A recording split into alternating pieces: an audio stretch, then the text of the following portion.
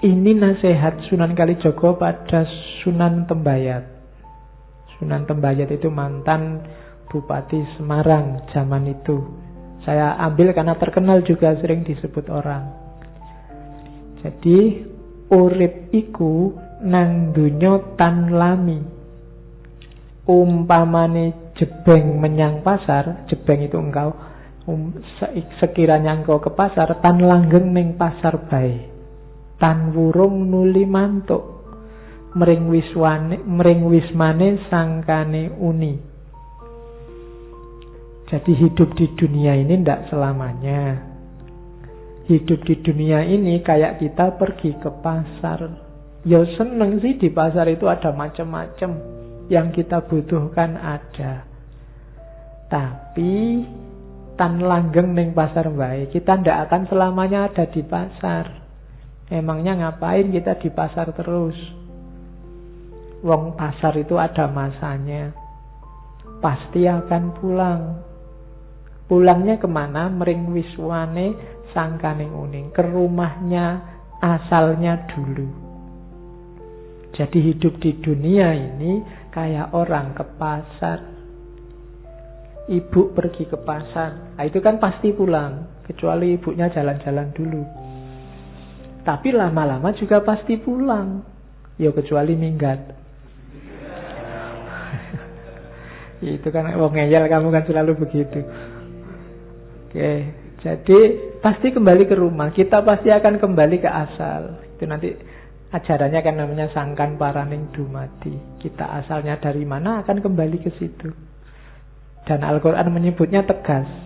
Asalnya dari Allah, kembali ke Allah. Inna lillahi wa inna ilaihi roji'un. Makanya kalimat selanjutnya, jangan meragukan asal usulmu. Nanti semua orang akan tahu kalau asalnya dari rumah yang dulu. Kamu gak usah ragu-ragu. Kalau sudah dibilangi ilaihi roji'un, pasti nanti kembali ke Allah kok. Sebelum keliru, yakini sekarang daripada terlambat. Semua kita akan kembali ke rumah yang dulu. Jangan sampai tersesat. Apalagi jika tersesat dalam hidup sesudah mati. Kenapa?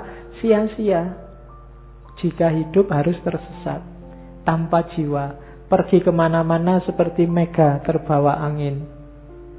Oh, kalau bahasa Jawa bukan mega ya, mego. Kalau mega, bayanganmu Megawati nanti. Seperti mega terbawa angin, orang bayangke ya Bu, mega terbawa angin. Akhirnya jadi hujan. Jadi hidup kita ini jangan ngawur. Kalau ngawur nanti sia-sia. Kadang-kadang mungkin kita terbang, naik ke atas, kita jaya, kita sukses luar biasa. Akhirnya ya jadi hujan, akan kembali lagi. Jadi ingat, apapun peristiwanya tetap ilaihi roji'un. Dan jiwa tidak akan mati, tidak finish setelah kita mati. Karena jiwa tidak akan mati, kekal abadi dunia akhirat. Jadi awas keliru, jangan tersesat oleh kejayaan, oleh kesuksesan. Setinggi apapun kamu naik, akan kembali lagi. Ibaratnya air menguap jadi mendung, akhirnya hujan, ya kembali lagi ke laut. Apapun yang terjadi, entah kapan, mungkin masih lewat sungai-sungai kecil dulu, lewat got-got dulu, akhirnya tetap nanti ke laut. Jadi hidup di dunia itu tidak lama. Jangan sampai sesat. Ingat-ingatlah rumah asalmu, biar kamu bisa pulang. Kalau kamu nggak bisa pulang, kamu bingung nyari rumah, ya kamu pusing sendiri, tersesat, nanti lama pulangnya. Nah, itu nasihatnya pada Sunan Tembayat. Ini perumpamaan, sama kayak Amzafan Suri kemarin. Karena kemarin saya ngangkat perumpamaan, kita juga ngangkat perumpamaan dari Sunan Kalijaga. Ada banyak. Malam ini saya bawa 2. Saya bawa cangkul sama luku, alat untuk membajak. Ya, bajak sawah bukan bajak laut. Nanti bajak laut. Beda. Mungkin bisa membayangkan ya alat bajak itu yang bentuknya, yang tani mesti ngerti lah. Ya, ada cekelan, ada pancatan, ada tandingnya, ada singkalnya, ada kajennya, ada olang-alingnya, itu ada racuknya. Singkal lukunya tidak luar biasa. Istilah-istilah yang dipakai oleh Sunan Kalijaga yang luar biasa. Bayangkan menjelaskan pasar menjelaskan hidup pakai pasar, itu orang awam cepat menangkapnya dibandingkan kamu pakai teori-teori yang jelimet. Ini juga menjelaskan hidup pakai luku. Luku itu yang bajak itu ada cekelan. Cekelan itu maksudnya pedoman. Kalau bajak bagian atas itu yang dipegangi Pak Taninya itu cekelan namanya. Setelah cekelan ada pancatan. Pancatan itu tempatnya Pak kaki. Telapak kaki nangkring itu pancatan namanya. Terus tanding. Tanding itu pasaknya yang diikat di bagian masuknya singkalnya itu namanya tanding. Terus ada singkal. Singkal itu yang bagian balik tanah dari, itu namanya singkal. Yang bikin binatangnya agak seret itu kan singkalnya, karena dia harus balik tanah. Terus ada kajen. Kajen itu mata singkal. Mata singkal itu yang tajam, yang itu namanya kajen. Terus ada olang-aling yang panjang itu. Terus ada racuk. Racuk itu biasanya yang nanti ujungnya di gegernya binatangnya, modelnya melengkung ke atas gini.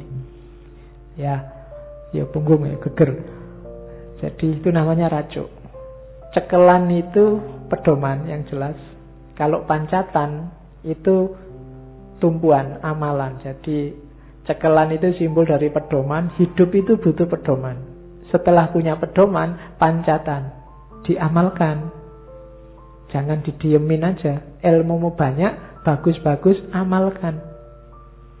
Kalau tidak begitu, tidak ada gunanya. Nah, semakin luas wawasanmu, butuh tanding. Tanding itu, ada banyak alternatif. Bisa ini, bisa itu. Pilihlah yang paling tepat. Jangan sampai keliru. Karena kalau keliru nanti tersesat. Nah, itu tanding namanya. Terus ada singkal.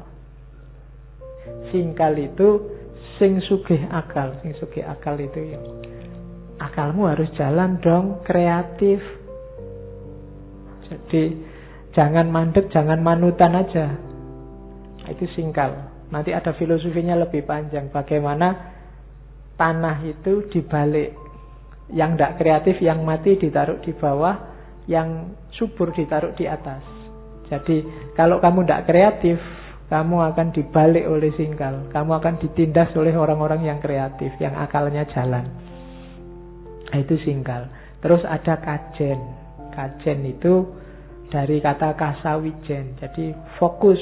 Biar singkal, tanding, pancatan, cekelan efektif, harus fokus. Kalau nggak fokus nanti garap sawahnya orang lain. Iya. Sukanya nyeramai orang, dia sendiri rusak. Tidak bisa, harus kajen, harus fokus, bersatunya pikiran, perbuatan, dan cita-cita. Jangan lupa ada olang-aling. Dalam hidup itu banyak penghalang. Karena itu pada akhirnya semuanya adalah racuk. Racuk itu mengarah ke pucuk. Itu mungkin yang dipakai jargon oleh teh itu. Mengarah ke pucuk. Kamu saya ini bikin teh mereknya racuk. Mengarah ke pucuk. Maksudnya apa? Orientasi dari semua yang kita lakukan itu tetap harus ilaihi rojiun, kepada Allah, ngarah ke puncak. Nah, itu luku. Itu kalau ndak orang cerdas luar biasa susah bikin analogi. Ndak cuma memaknai tapi bikin sealat-alatnya. Nah, itu Sunan Kalijaga. Saya bawa juga cangkul. Cangkul itu kan komponennya 3. Paculnya, bawaknya, sama dorannya. Pacul itu ya yang tajamnya itu yang dipakai macul. Bawak itu lingkarannya yang nanti dipakai nancepnya tiang, nyangkepnya pegangannya itu. Terus doran itu pegangannya itu. Itu juga istilahnya istilah filosofis. Pacul itu adalah ngipatake barang kang mecucul. Ada yang bilang ngipatake barang yang muncul, menyingkirkan yang jelek-jelek. Jadi dalam hidup kita harus punya pacul, harus punya mekanisme untuk menyingkirkan nafsu, menaklukkan yang jelek-jelek. Kalau kita tidak punya pacul, hidup kita akan rusak. Karena kejelekan pasti datang. Apakah itu pikiran jelek, niat jelek, keinginan jelek. Kalau kita tidak punya mekanisme menyisihkan yang jelek, maka hidup kita akan rusak. Kita harus punya pacul. Nah, untuk bisa sukses, kita tidak boleh males. Maka perlu bawa. Bawa itu obahing awak. Berusaha jangan diam saja untuk menyingkirkan yang jelek-jelek. Nah, selain kamu harus gerak, kita juga butuh doran. Doran itu singkatan dari ndonga marang pangeran. Yo, kita gerak sih usaha tapi jangan lupa Allah yang bisa intervensi sukses atau tidaknya, maka berdoalah. Jadi singkirkan yang jelek-jelek, berusahalah dan berdoalah. Lahirnya pacul. Susah ya, meskipun kalau kamu lihat pacul kan bayanganmu nggak ke sana. Padahal maunya Sunan Kalijaga ada filosofi di balik itu. Itu yang saya sebut tadi. Semakin tinggi wawasanmu, sekarang ada makna baru. Kalau dulu pacul ya pacul aja. Tapi sekarang ada konotasi baru terhadap pacul. Oke, itu yang ketika Sunan Kalijaga dikritik oleh wali yang lain tentang gayanya ini, dia bilang tenang aja, nanti lama-lama yang pinter-pinter akan bisa mengungkap rahasia kebenarannya. Sementara ini ya orang masih susah, wong baru kenal Islam, disuruh pikir dalam-dalam ya susah. Nanti tambah lama banyak orang pinter, semua ini akan terungkap sendiri. Nah, itu Sunan Kalijaga. Kalau ini panjang, perumpamaan pohon kelapa. Itu perumpamaan yang lain ya. Saya baca cepet-cepetan, tidak saya terjemahkan, tak jelaskan artinya aja. Lamun siro menek, ojo menek ondo. Awit lamun siro menek ondo, siro ance-ance untu, lan tekan dhuwur, siro ketemu alam suwung. Ini kalimatnya bagus. Kalau engkau naik, jangan naik tangga.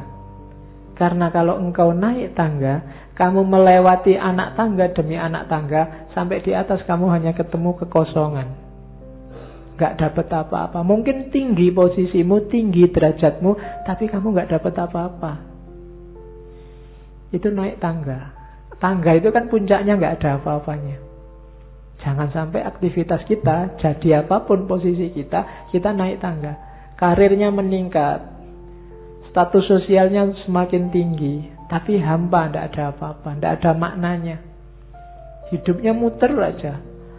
Muter itu dalam arti ya kerja, makan, bikin rumah bagus, nanti mati diwariskan ke anaknya, anaknya juga begitu, kerja, makan, dapat. Jadi anaknya terus. Kalau yang ini ditanya, sampean kerja keras Pak, demi anakku. Nanti anaknya juga kerja keras juga, demi anakku juga. Lo kapan berhentinya? Kekosongan, tidak ada makna. Bukan berarti nggak boleh demi anaknya. Tidak apa-apa aku sengsara, aku bodoh juga tidak apa-apa, yang penting anakku pinter. Anaknya nanti juga gitu juga. Aku bodoh ya ora apa-apa, yang penting anakku pinter. Nanti anaknya juga begitu. Kayak kamu kan juga gitu, wah filsafat susah, tapi penting, besok anakku lah belajar filsafat. Jadi anakmu juga gitu, susah filsafat, anakku aja lah. Kapan sing pinter filsafat, sopo terusan? Ya kan? Mungkin kamu naik tinggi, tapi kamu naik tangga yang akhirnya kehampaan. Naiklah kelapa. Oke. Nanging lamun siro menek wit galinggang. Wit galinggang itu kelapa. Siro bakal ngelewati tataran lan ngerangkul wit galinggang. tekan dhuwur sira ketemu apa, sira bakal ketemu woh, ya wohe galinggang. Jadi kalau kamu naiklah kelapa sampai di atas, buahnya ada jelas. Dan ada tatarannya buahnya itu. Saya ringkas ya. Buahnya itu diawali dari manggar. Setelah manggar ada bluluk, terus cengkir, terus degan, terus kelopo. Ada levelnya. Kematangan ilmu, kematangan beragama, kematangan hidup itu harus step by step sesuai levelnya sampai puncak. Di luarnya perangan jobo sira ketemu apa? Ada tepes, wateke enteng, masuk ke dalam lagi ada bathok, masuk ke dalam lagi ada apa? Degannya, masuk ke dalam lagi ada airnya. Bahkan masuk ke dalam air ada lagi rasanya. Degan itu kan itu. Di luar bathoknya yang keras, di balik bathok ada dagingnya, di balik daging ada airnya, di balik air ada rasanya. Masuk lagi ke dalam rasa, sira akan ketemu janur. Kelapa itu kalau kalian naik ke puncak, di sana akan ada janur. Janur itu apa? Singkatan dari Jatining Nur. Cahaya yang sejati, dan itulah Nur Muhammad. Ini filosofinya panjang ya. Nanti kapan-kapan kita bedah khusus kitab Suluk Linglung, tapi next time. Oke. Ini yang terkenal di mana-mana di internet disebar. 10 wejangannya Sunan Kalijogo. Jadi selain yang tak sebut tadi, di banyak babat dan serat Sunan Kalijogo ini disebut. Ada babat Tanah Jawa disebut, di babat Demak disebut, di beberapa serat-serat babat juga beliau disebut. Dan ada yang memeras ajarannya Sunan Kalijogo untuk masyarakat Jawa itu secara umum 10 ini. Yang pertama, urip iku urup. Urup cahaya ya, bukan urup ijolan. Nanti urup itu urup ijol-ijolan. Kenapa urip itu urup? Berarti hidup itu kita harus bercahaya dan bisa mencahayai yang lain. Urup itu kan menerangi sekitarnya, nyala. Cuma untuk bisa menerangi sekitar, kita duluan harus bisa bercahaya. Kalau enggak ya enggak mungkin. Berarti apa? Nyalakan diri sendiri kita dulu, baru kita jadi urup yang bisa mencahayai yang lain. Itu urip itu urup. Yang kedua, ini yang terkenal, memayu hayuning bawono ambrasto dur angkoro. Bahasa agamanya amar ma'ruf nahi mungkar. Terus yang ketiga, Suradira Jaya ningrat lebur dening pangastuti. Percayalah yang jahat, yang jelek, yang rusak pasti akan kalah oleh kebaikan. Percayalah ini dan jangan setengah-setengah. Biar kalau melakukan kebaikan kalian mantep. Biar nggak kayak tadi yakinnya cuma 50%, 10%. Kamu nggak percaya sama Allah. Jadi Suradira Jaya ningrat lebur dening pangastuti. Di level apapun,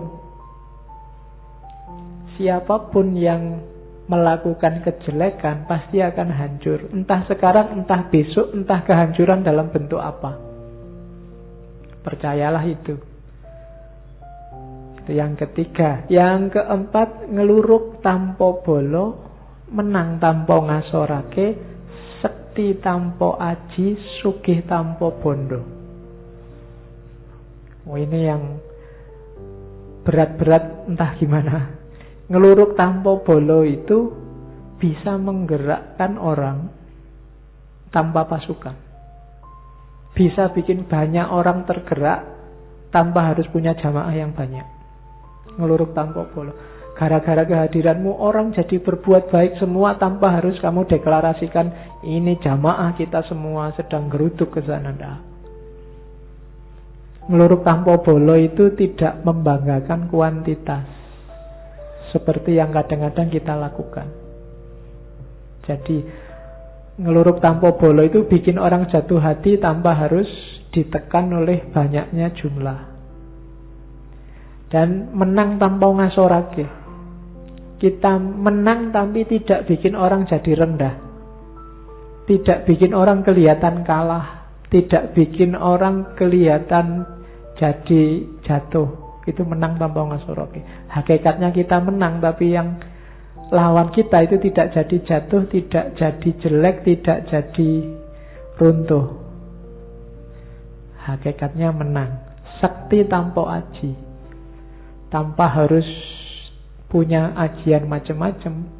Kita punya daya. Sakti tanpa aji itu berarti apa? Ilmunya tidak tergantung pada diri kita, tapi pada di luar kita. Ya maunya pada Allah. Para wali itu sakti tanpa aji. Waktu dibutuhkan bisa. Sunan Bonang itu waktu butuh nunjuk pohon aren itu jadi emas. Tapi ilmu nunjuk jadi emas ini tidak ada di Sunan Bonang, adanya hanya di Allah. Itu seizin Allah. Jadi iseng-iseng tidak bisa Sunan Bonang tiba-tiba santai ada kelapa, ting emas, ting kelapa lagi, ting, tidak bisa. Jadi sakti tanpa aji. Kalau sakti dengan aji itu adanya di kamu, bisa diulang-ulang, bisa tapi sakti tanpa aji bukan di kita. Kesaktian kita tergantung di luar kita. Maksudnya di luar diri kita. Jadi Allah. Jadilah orang yang sakti tanpa aji. Berarti kita disayang Allah. Dan sugih tanpa bondo. Sugih tanpa bondo itu kaya tanpa harus kelihatan punya banyak materi. Karena kaya dan tidak kaya itu tergantung batin kita. Kalau ini sudah banyak dijelaskan. Terus datan serik lamun ketaman, datan susah lamun kelangan. Tidak dengki, tidak iri, tidak mangkel pengen balas dendam kalau ketaman. Ketaman itu tersinggung, diserang, dijatuhkan, dilecehkan. Tidak. Hatinya tidak cacat gara-gara itu. Tetap jalan di jalur yang baik. Dan datan susah lamun kelangan. Tidak susah kalau kehilangan apapun, karena tidak ada yang milik kita sendiri. Bahkan badan kita juga bukan, bahkan nyawa kita juga bukan milik kita. Semuanya yang punya Allah. Tidak ada yang bikin susah kalau kehilangan sesuatu, karena hakikatnya kita tidak punya apa-apa. Yang keenam, ojo gumunan, ojo getunan, ojo kagetan, ojo aleman. Ini rada berat. Jangan mudah wow. Gumunan itu kan wow. Ya, jadi emang gue harus bilang wow gitu. Nah itu ojo gumunan. Itu teorinya Sunan Kalijaga. Terus ojo getunan. Jangan gampang menyesali sesuatu yang sudah lewat. Getun menunjukkan kita tidak ridho, tidak rela dengan ketetapannya Allah. Ojo kagetan. Karena kaget itu menunjukkan kita tidak percaya bahwa Allah bisa bikin apa saja sesuai keinginannya. Ada apapun jangan kaget, biasa. Ada orang bisa ini, bisa itu, ada peristiwa ini, peristiwa itu, ya biasa. Kalau Allah menghendaki, apa sih yang tidak bisa? Itu namanya tidak gampang kaget, tidak gampang wow. Terus ojo aleman. Aleman itu manja. Ya jangan manja. Manja itu sumbernya orang terus jadi malas dan bergantung pada yang lain. Terus ojo ketungkul marang kalungguhan, kadonyan lan kamarman. Jangan sampai kamu ditaklukkan oleh derajat, posisi, dunia, kekayaan, dan kesenangan. Jadi hampir semua sufi bilang kayak gini ya. Jangan sampai dunia menaklukkan kita. Apakah itu kalungguhan, kadonyan, atau kamarman. Nyari seneng saja, nyari kaya saja, atau nyari posisi, derajat saja. Yang ke-8, ojo keminter mundak keblinger, ojo cidro mundak ciloko. Keminter itu jane ndak pinter pura-pura pinter untuk minteri orang lain, dan ojo cidro mundak ciloko. Cidro itu menyalahi janji, ndak bisa dipercaya. cacat secara sosial. Kalau kita cacat secara sosial, kita akan celaka. Ojo milik barang kang melok, ojo mangro mundak kendo.